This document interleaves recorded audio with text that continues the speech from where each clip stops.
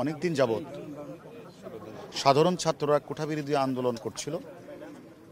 এই কোঠাবিরোধী আন্দোলনকে ঘিরে আপনারা জানেন হাইকোর্টের রায়ের আলোকে আবার সুপ্রিম কোর্ট আগের রায়টাকে তারা 4 সপ্তাহের একটা স্থিতিশাস্তি দিয়েছে। ক্লাসে যাওয়ার জন্য মহামান্য সুপ্রিম কোর্ট নির্দেশনা প্রদান করেছেন। কিন্তু আমরা দেখলাম এর কয়েকদিন পরেই মহামান্য সুপ্রিম কোর্টের নির্দেশনাকে অপেক্ষা করে একটি গ্রুপ তারা বিভিন্ন জায়গায় বসে তারা এক সরকার বিরোধী স্লোগান দিচ্ছে। অন্যদিকে তারা গাড়িতে আগুন লাগাচ্ছে, রেল লাইনের স্লিপার তুলে ফেলছে, মেট্রো রেল বন্ধ করে দিয়েছে।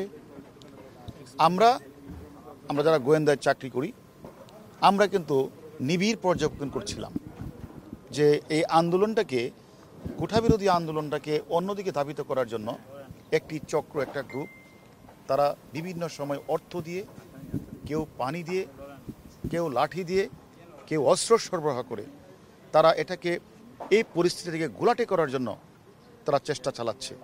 যার ধারাবাহিকতা আজকেও আপনারা লক্ষ্য করেছেন প্রেস ক্লাবের সামনেও গাড়িতে আগুন লাগানো হয়েছে। তারা বিভিন্ন জায়গায় ককটেল নিক্ষেপ করেছে। আজকেও পল্টনে অনেকগুলি ককটেল বিস্ফোরণ আপনারা নিজেরাও খেয়াল করেছেন। তা আমার কথা হলো এগুলি তো কোমলমতি সাধারণ ছাত্রদের কাজ না। এবং আজকে আপনারা লক্ষ্য করেছেন স্বাধীনতা বিরোধী কয়েকটি ছাত্র সংগঠন তারা আজকে বিভিন্ন জায়গাগুলিতে তারা আজকে কিন্তু মিছিল সমাবেশ করেছে। তাহলে এখানে কোঠাবিরোধী আন্দোলন চলছে, মহামান্য হাইকোর্ট একটা নির্দেশনা প্রদান করেছে 7 তারিখ তার রায় হবে, সেখানে এটাকে অপেক্ষা করে কে বা কারা এটাকে মানে ভিন্ন খাতে প্রবাহিত করার যে একটা অপচেষ্টা, তার ধারাবাহিকতা আজকে আমরা এই অফিসে এসেছি। এখানে এসে আপনারা নিজেরা দেখেছেন প্রায় 100-র উপরে আমরা ককটেল পেয়েছি। সেখানে পেট্রোল 5-6 বোতল পেট্রোল আমরা পেয়েছি। তারপরে 500 লাঠিসোঁটা 2-3টা রুমে ছিল, 500 লাঠিসোঁটা ছিল, 60টা দেশি বিদেশি অস্ত্র ছিল।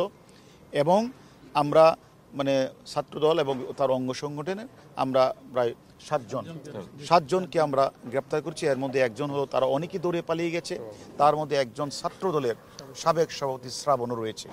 আমাদের কথা হলো আমরা যাদেরকে গ্রেপ্তার করি তাদেরও জিজ্ঞাসাবাদ করব তারা কেন, কি উদ্দেশ্যে, কারা এই অফিসগুলিতে লাঠিসোঁটা থেকে বিভিন্ন অস্ত্র তারা রেখেছে। এক দ্বিতীয়ত হলো আমরা এটাও দেখেছি একটি গ্রুপ যেমন অর্থ দিয়ে বিনিয়োগ করছে, অস্ত্র দিয়ে সরবরাহ করছে, আবার তারা গুজব ছড়িয়ে বিভিন্ন পরিবেশটাকে বিভিন্ন দিকে মানে ঘুরিয়ে নেওয়ার চেষ্টা করছে। তাই আমরা বিনীত অনুরোধ করব যারা এই গুজব ছড়াচ্ছে, যারা এই ধরনের অর্থ বিনিয়োগ করছে, যারা এখানে বিভিন্ন লাঠিসোঁটা সরবরাহ করছে, অস্ত্র সরবরাহ করছে, আমরা মনে করি অতীতেও যারা এই অপরাজনীতি বা ষড়যন্ত্র রাজনীতি করছে তাদেরকে আমরা ছাড় দেইনি।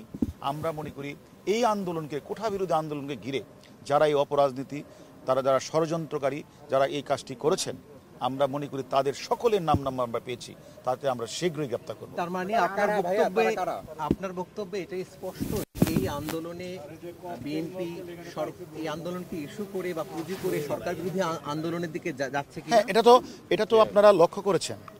আজকে কয়েকটি অঙ্গ সংগঠন যাদের নাম আপনারা বললেন, তারা কিন্তু আজকে বিভিন্ন জায়গাগুলিতে তারা কিন্তু মিছিল মিটিং করেছে এবং প্রেস ক্লাবের সামনে আগুন লাগিয়েছে। সেটা কি কোমলমতি ছাত্ররা এসেছে? এখানে কিছু অপরাজনীতি করার জন্য, কিছু মানুষ যারা রাজনীতিকে ভিন্ন খাতে নেওয়ার জন্য তারা এই কোমলমতি ছাত্রদেরকে ব্যবহার করে তারা এই বাংলাদেশের বিভিন্ন স্কুল প্রতিষ্ঠানগুলিতে তারা ভাঙচুর চালাচ্ছে, অগ্নিসংযোগ করছে, রেলের স্লিপার তুলে দিচ্ছে, মেট্রো রেল বন্ধ করে দিচ্ছে। এগুলি আসলে আমাদের গোয়েন্দা তৎপরতা ছিল বলে আমরা সেই খোঁজখবরগুলি রাখছি এবং আমরা সকলের নাম্বার পেয়েছি। যারা গুজব ছড়াবে, যারা অর্থ বিনিয়োগ করে যারা আন্দোলনকে ভিন্ন খাতে ধাবিত করার চেষ্টা করবে, যারা লাঠি অস্ত্র সরবরাহ করে, প্রত্যেকেরই নাম্বার পেয়েছে। আমরা মনে করি আমাদের ডিবির চৌকস টিম এবং ঢাকা মেট্রোপলিটন অন্যান্য টিম তারা বিভিন্ন জায়গাগুলিতে কাজ করছে এবং আমরা মনে করি তাদের শীঘ্রই আমরা গ্রেপ্তার করব। অর্থ বিনিয়োগ করছে কারা? ওটা আমরা তদন্ত করছি। আমাদের কাছে খবর, এটা আমরা এখনই তদন্তের সাথে বলবো না, আমরা তাদেরকে শীঘ্রই গ্রেপ্তার করব। আমরা শুনছিলাম যে লন্ডন থেকে একজন নেতা তিনি আমরা সবকিছু তদন্তের আওতায় নিয়ে আসবো।